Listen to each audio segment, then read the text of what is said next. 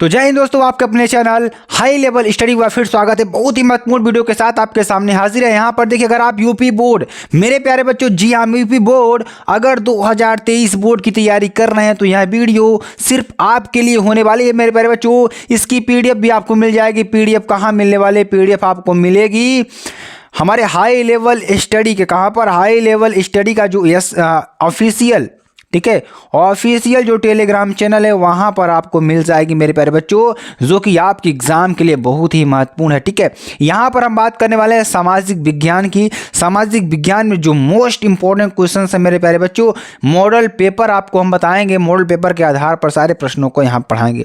इसमें देखिए, आपको एक OMR सीट मिलेगी जिसमें कि 20 क्वेश्चन आपके रहेंगे, जो बहुविकल्पी रहेंगे उसको OMR सीट पर करना होगा मेरे प्यारे बच्चों। बाकी के क्वेश्चन आपको कॉपी में करने होंगे। ठीक है, तो हमारा क्या है? सामाजिक विज्ञान है। सामाजिक विज्ञान बहुत ही मोस्ट इंपॉर्टेंट आपके लिए सब्जेक्ट होता है। यहाँ पर समय 3 घंटे 15 मिनट आपको दिए जाएंगे और पूर्णांक 70 नंबर का आपका होगा मेरे प्यारे बच्चों।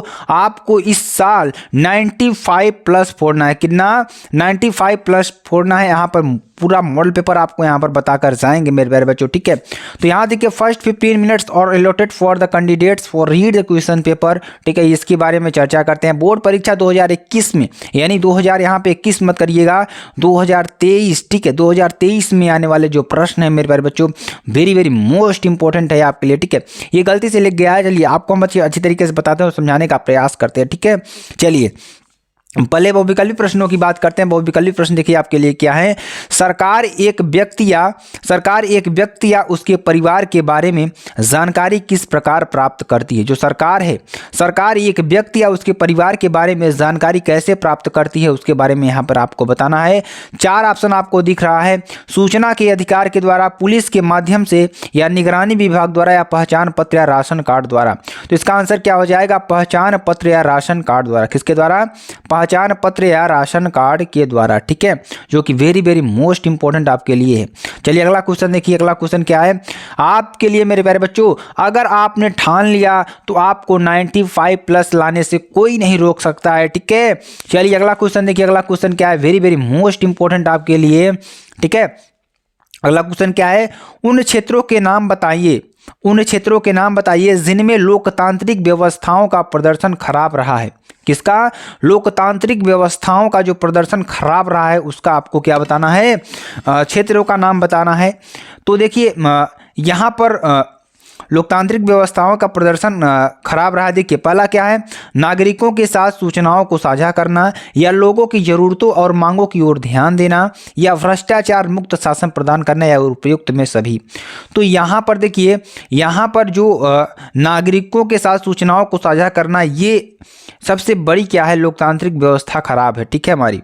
तो बहुत ही इंपॉर्टेंट प्रश्न आपके लिए। इसका आंसर क्या होता है? नागरिकों के साथ सूचनाओं को साझा करना। ठीक है, चलिए आगे आपको बताते हैं। अगला क्वेश्चन देखिए, अर्थव्यवस्था के सार्वजनिक तथा निजी क्षेत्र निम्नलिखित में से किस आधार पर विभाजित किए गए हैं? तो रोजगार की शर्तों पर, आर्थिक गतिविधि के स्वभाव पर, या उद्यमों के स्वामित्व पर, या उद्यम के नियोजित श्रमिकों की संख्या पर। तो अगर इसके आंसर की बात करें मेरे प्यारे बच्चों, तो इसका आंसर क्या हो जाएगा? उद्यमों के स्वामित्व पर। कहां पर? उद्यमों के स्वामित्व पर। ठीक है, तो आपका आंसर हो जाएगा। चलिए अगला क्वेश्चन देखिए, सर्वप्रथम विश्व व्यापार संगठन WTO किसके द्वारा शुरू हुआ? 4 ऑप्शन आपको देखने को मिलेंगे। विकसित देश के द्वारा, विकासशील देश के द्वारा, या अल्प विकसित देश के द्वारा, या निर्धन देश के द्वारा। तो आंसर क्या हो जाएगा यहाँ पर?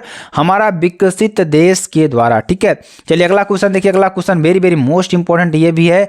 मानव और अन्य जीव जंतु, जो मानव है और अन्य जीव जंतु हैं, सम्मिलित रूप से जिस जटिल तंत्र का निर्माण करते हैं उसे क्या कहते हैं?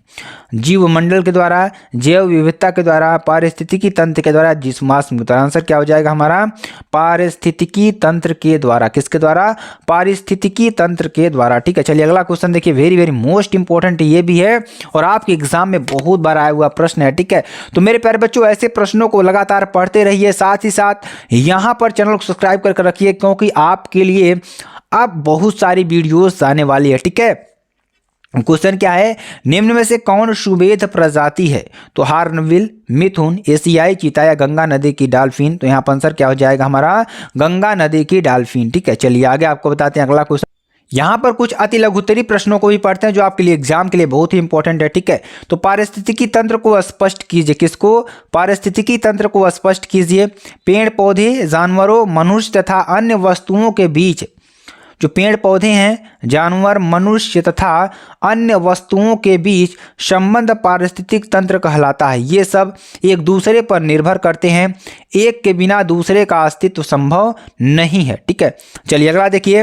रोपण विधि की 2 विशेषताएं बताइए। किसकी? रोपण विधि की 2 विशेषताएं आपको बताना है मेरे प्यारे बच्चों, और आपको बेहतरीन तरीके से यहाँ पर बताने वाले हैं। इस कृषि में अधिक पूंजी एवं श्रम की आवश्यकता होती है। इसमें क्या होता है?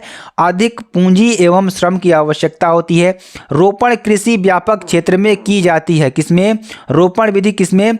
व्यापक क्षेत्र में की जाती है। ठीक है, अगला देखिए, अगला क्वेश्चन क्या है मेरे प्यारे बच्चों, बहुत ही इंपॉर्टेंट है, वेरी वेरी महत्वपूर्ण है आपके लिए। ठीक है, नियंत्रण एवं संतुलन की व्यवस्था से आपका क्या तात्पर्य है? किसमें? नियंत्रण एवं संतुलन की व्यवस्था से क्या तात्पर्य है? यहाँ पर ध्यान दीजिएगा। ऐसी लोकतांत्रिक व्यवस्था जिसमें न्यायपालिका की नियुक्ति कार्यपालिका करती है। क्या करती है? न्यायपालिका की नियुक्ति कार्यपालिका करती है, पर न्यायपालिका ही कार्यपालिका पर और विधायिका द्वारा, ठीक है, अब यहाँ पर देखिए, न्यायपालिका ही कार्यपालिका पर और विधायिका द्वारा बनाए गए कानूनों, ठीक है, कानूनों पर अंकुश रखती है। इस व्यवस्था को नियंत्रण और संतुलन की व्यवस्था भी कहते हैं। ठीक है, रॉलेट एक्ट क्या था? उसका विरोध कैसे किया गया? क्या परिणाम हुआ? ठीक है, इसके बारे में चर्चा करेंगे। रॉलेट एक्ट के माध्यम से सरकार को राजनीतिक गतिविधियों का दमन करने और राजनीतिक कैदियों को 2 वर्ष तक बिना मुकदमा चलाए जेल में बंद रखने का अधिकार मिल गया था। महात्मा गांधी ने सत्याग्रह के माध्यम से इसका विरोध किया। किसके माध्यम से? सत्याग्रह के माध्यम से इसका क्या किया?